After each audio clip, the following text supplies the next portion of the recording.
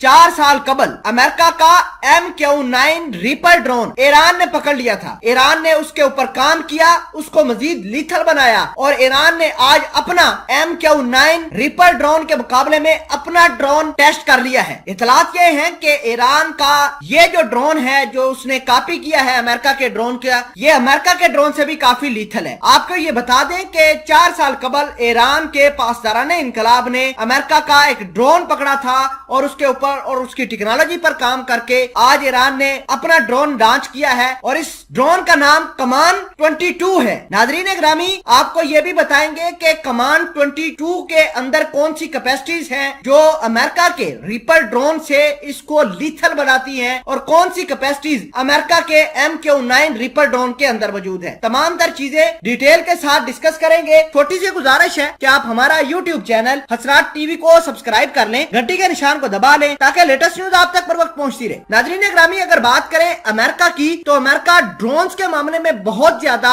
मुतहरक नजर आता है। पूरे इस साउथ एशिया रीजन के अंदर अगर बात करें तो अमेरिका ने सबसे पहले ड्रोन इस्तेमाल किए थे और अफगानिस्तान के अंदर जो इसने तबाही मचाई थी वो अमेरिका के ड्रोन्स की वजह से ही आई थी। आपको ये बता दें कि अमेरिका का सबसे लीथल माने जाने वाला ड्रोन जो था MQ-9 रीपर ड्रोन है। ये ईरान के पासदाराने इनकलाब ने तकरीबन 4 साल पहले इसको पकड़ा था, फजा में उड़ रहा था कि इसको हाईजैक करके अपने बेसिस के ऊपर उतार लिया था ईरान ने। तो ईरान ने इसके ऊपर काम किया और 4 साल बाद अपना एक और ड्रोन और सेम अमेरिका जैसा ड्रोन, उसकी शक्लो सूरत, उसका साइज जो है बिल्कुल अमेरिका जैसा, अमेरिका के ड्रोन की कॉपी करके बना लिया है। अगर बात करें ईरान के कमान 22 ड्रोन की तो ये एक स्ट्रेटेजिक ड्रोन है। इसके अंदर तकरीबन 450 किलोग्राम के पेलोड ले जाने की सलाहियत ये रखता है। 24 घंटे तक ये फ्लाइट कर सकता है। ये अमेरिका के रीपर ड्रोन जैसे ही काम करता है। 3-4 तरह के मुख्तलिफ मिशन सरंजाम बैक वक्त दे सकता है। इसके अंदर ईरान ने हाईटेक कैमरों का इस्तेमाल किया है, सेंसर बड़े हाई क्वालिटी के इस्तेमाल किए हैं जिससे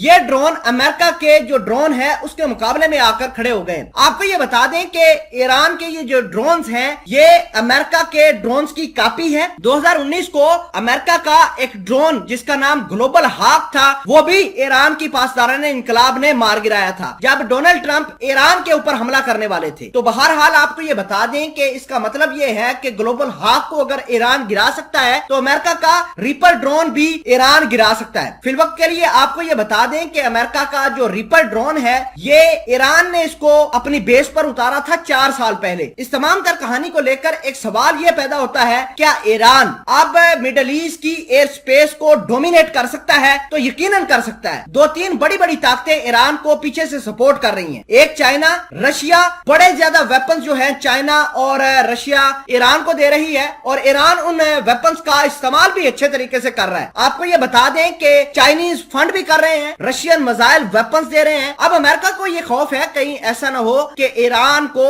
रशिया जो है S-400 मिसाइल सिस्टम की डिलीवरी ना कर दे। आपको ये भी बता दें कि दुनिया इस बात को मानती है कि रशिया और ईरान के दरमियान एग्रीमेंट मौजूद है जिसके जरिए वो 2022-23 के अंदर रशिया वाले S-400 मिसाइल सिस्टम ईरान को डिलीवर कर सकते हैं। ईरान के पास अभी भी S-300 मिसाइल सिस्टम मौजूद है जिसकी वजह से इन्होंने अमेरिका की बेसिस को, अमेरिका की जो इराक के अंदर बेसिस है उनको निशाना बनाया और जो जहाज ईरान ने गिराया था तकरीबन 8 जनवरी 2020 को जब कासिम सुलेमानी की 2 जनवरी को डेथ हुई थी तो उन्होंने उस वक्त भी S-300 मिसाइल सिस्टम का इस्तेमाल करके जहाज को नीचे गिरा दिया था। तो आप समझ सकते हैं कि ईरान किस तरह मिडल ईस्ट के जो एयर स्पेस है उसको डोमिनेट कर रहा है।